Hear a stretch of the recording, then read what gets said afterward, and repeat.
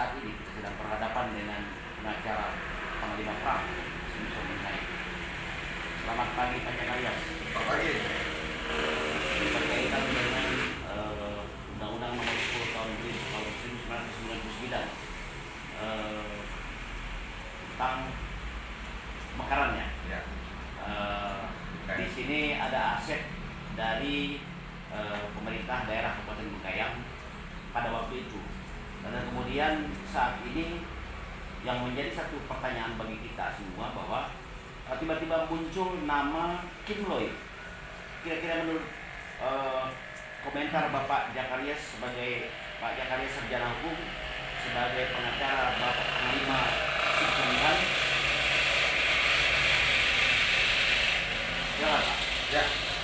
Jadi dengan keluarnya Undang-Undang Nomor 10 Tahun 99 tentang pembentukan Kabupaten dari Kedua Kabupaten Bengkayang, ada pihak-pihak lain yang mencari keuntungan di sini.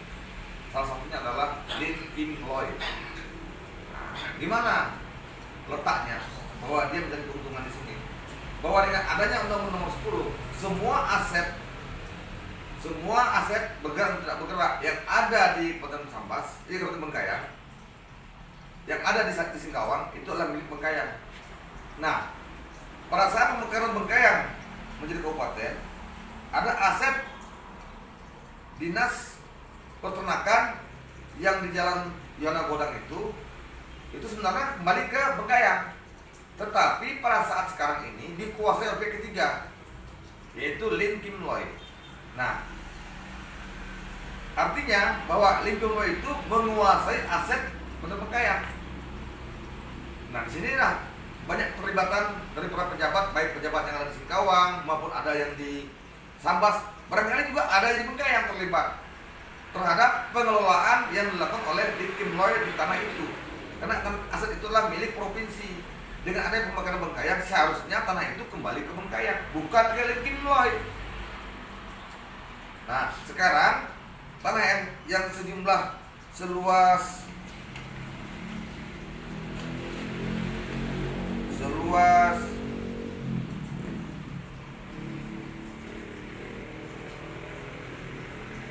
lebih kurang 4 hektar itu sebagian dikuasai oleh Lin Kim Loy. Nah, ini buktinya bahwa itu adalah aset provinsi, aset dinas peternakan provinsi. Nah, kemudian pada tahun 2001 dikeluarkanlah HGB atas nama Lin Kim Loy. Di sini datanya Pak, jelas namanya. Ini Lin Kim Loy di atas tanah ini. Ini aset negara, ini aset daerah. Kenapa ada tanah orang lain di sini? Pihak ketiga. Nah, itu yang perlu kita pertanyakan. Artinya dalam proses penerbitan HGB ini banyak pihak yang terlibat. Kira-kira Pak Jakarias, kalau kita melihat kronologis awal di sini, nampaknya ini ada permainan, ada indikasi kong kali kong. Kemungkinan ini ada keterkaitan aparat juga di sini ya? Pasti. Yang sangat besar sekali adalah keterkaitan oknum pejabat yang ada di Sambas. Karena pada saat itu yang memberikan rekomendasi itu adalah Pensambas. Nah, dugaan kita bertambah kuat pada saat Simpson Mihai, Panglima Simpson Mihai digugat oleh Bupati Sambas. Ini buktinya tahun berapa? Tahun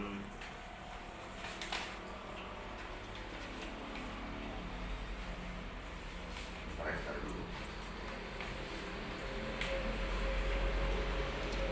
Nah, pada tahun 2006 Bupati Sambas menggugat Simpson Mihai. Kenapa Bupati Sambas menggugat Simpson Mihai? Kenapa bukan Lin Kim Loy yang menggugat? Karena Lin Kim Loy menguasai. Nah, pada saat berlangsungnya persidangan ini, yang muncul adalah Bupati Sambas melalui kuasa hukumnya menggugat Simpson Mihai. Nah, saat sekarang, pada saat Bupati Sambas, pada saat mediasi persidangan, diputuskanlah bahwa, nah sini kita masih ada dokumen Pak, Pemkab Sambas memenangkan gugatan. Artinya itu adalah aset Sambas harusnya.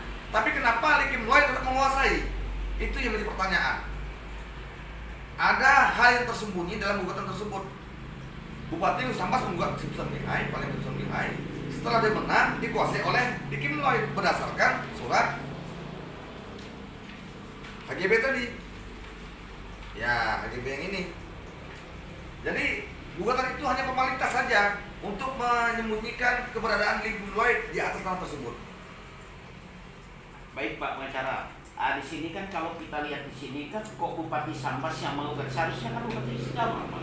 Nah, inilah yang perlu kita pertanyakan. Seharusnya bukan Bupati Singkawang, Bupati Bengkayang, karena itu adalah aset Bengkayang. Bupati Bengkayang menggugat Simpson Mihai atau siapa saja yang menguasai tanah tersebut.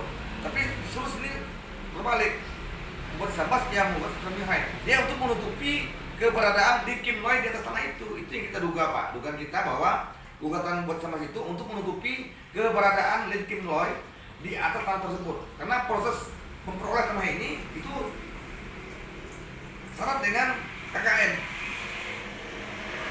Baik, dan di sini juga kita melihat bahwa di sini jelas bahwa dengan kita melihat kronologis yang seharusnya Bengkayang yang menggugat atau Singkawangnya Pak Awang Isak pada waktu itu ya, yang menggugat, tiba-tiba kok Sambas. Kalau melihat dari kacamata hukum itu gimana Pak? Ya jelas itu salah Pak. Kenapa saya bilang salah? Seharusnya tanah itu kan dikuasai oleh Panglima Mihai. Seharusnya Dikim Loy yang menggugat Pak Simpson Mihai, bukan Bupati Sambas. Boleh Bupati Sambas menggugat, tapi dalam gugatan itu melibatkan juga, ditarik juga sebagai tergugat si Dikim Loy. Karena Dikim Loy sudah punya HGB. Nah dalam gugatan Bupati Sambas kepada Simpson Mihai tidak menyebutkan HGB milik Dikim Loy, tidak menyebutkan sedikit pun keberadaan HGB ini dalam gugatannya. Kan dipertanyakan, diragukan nih. Ada hal yang tersembunyi. Seandainya benar dia menggugat Pak Mihai, nah HGB milik Dikim Loy ini juga dimasukkan dalam gugatan. Apakah dia sebagai tergugat atau penggugat? Sini kan tidak ada. Jadi ada sesuatu yang disembunyikan oleh Bupati Sambas. Artinya di sini memang nampak sekali bahwa ini permainan atau sudah kong-kali-kong ya Pak. Ya, dugaan kita bahwa ada kolaborasi antara pihak ketiga dengan pejabat Pemda Sambas.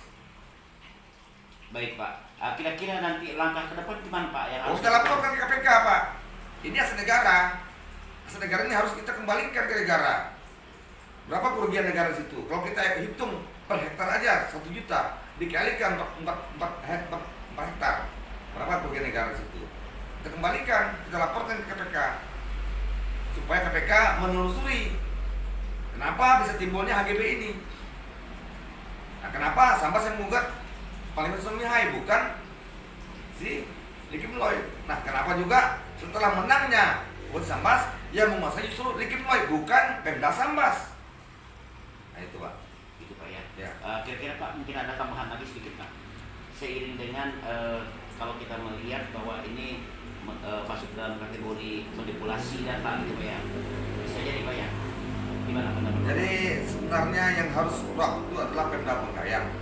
Karena itu aset milik Pemda Bengkayang berdasarkan Undang-Undang Nomor 10 Tahun 1999. Nah, sekarang Bengkayang ini vakum, stagnan. Ada apa sebenarnya? Nah, itu yang perlu kita pertanyakan juga. Kenapa Pemda Bengkayang tidak proaktif untuk mengejar aset yang ada di Singkawang? Baik Pak Joharis. Ya. Mungkin kita nih beralih ke Bapak Panglima Simpson Mihai ya Pak ya. Ya.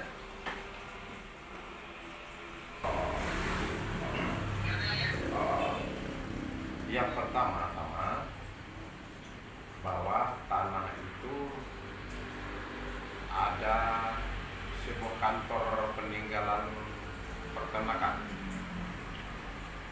Kebetulan kami belum punya kantor, terpaksa kantor tersebut kami rawat dan kami jadikan kantor Sekretariat Panglima Perang Dayak Kalimantan Barat Republik Indonesia yang di Jalan Yohana Bodang, Kota Singkawang. Setelah itu beberapa kali aparat keamanan mendatangi kami yang berada di peninggalan kantor peternakan di Yohana Bodang itu supaya kami angkat kaki dari tempat itu. Kami tidak angkat kaki. karena saya didatang oleh Aloysius Kilim yang mantan DPR Kabupaten Bengkayang itu, bahwa saya dipercayai untuk menjaga aset Bengkayang. Ternyata saya dituduh menguasai aset, sehingga saya diperkarakan, dipidatakan oleh Bupati Sambas. Bahkan saya dipidanakan, saya kena dipiring. Yang jaksa pada saat itu adalah Bu Nur, karena kami sempat eksekusi di lapangan tersebut. Tidak ada nama Kim Loy di situ waktu saya diadili di pengadilan Kota Singkawang. Sampai hari ini pun aset itu kami pantau dan kami jaga, karena aset negara bagian daripada Kabupaten Bengkayang sesuai dengan pemekaran suatu daerah, otonomi daerah pada saat itu. Kalau menurut saya sebagai Panglima Perang Dayak Kalimantan Barat Republik Indonesia, sangat-sangat tidak terima atas cara-cara yang seperti ini. Seperti kami dikorbankan, padahal kami tidak ada kepentingan, sebatas jaga saja di aset tersebut. Tetapi sekarang saya melihat dengan mata saya bahwa di depan jalan itu suara rokok-rokok yang mewah di situ. Tapi kami tidak tahu itu rokok milik siapa, apakah milik Sambas atau milik siapa. Setahu saya yang jaga aset itu adalah aset Kabupaten Bengkayang yang terletak di Yohana Godang, Kota Singkawang. Itu keterangan singkat dari kami, penjaga aset dari Kabupaten Bengkayang. Iya Pak ya. Saya heran bahwa ada nama Kim Loy, padahal yang perkarakan saya itu atas nama Bupati Sambas. Mereka 9 pengecara, 10 dengan Bupati Sambas. Hanya waktu kami sidang, Bupati Sambas tidak hadir, tapi pengecaranya hadir. Pengecara saya waktu itu hanya Pak Pilaya Sarjana Hukum, 1 pengecara saya waktu di pengadilan Singkawang. Baik Pak Simpson, Akan laporkan ke KPK baik secara secara lembaga. Siap kita laporkan ke KPK bagaimana selanjutnya, karena kita kayaknya tidak mengerti atas cara-cara yang seperti ini. baik Pak.